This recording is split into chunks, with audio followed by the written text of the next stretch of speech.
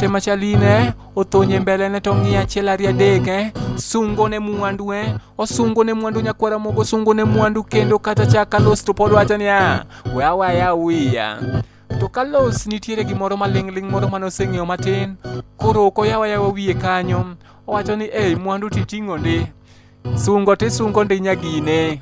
Nyachula gini ng'e sungo. Nyachula nopuonji sungo gini yawa. Nyachula sungo gini Chalin sungo kendo sungo kendo sungo ne osungo mwandu ne molosne.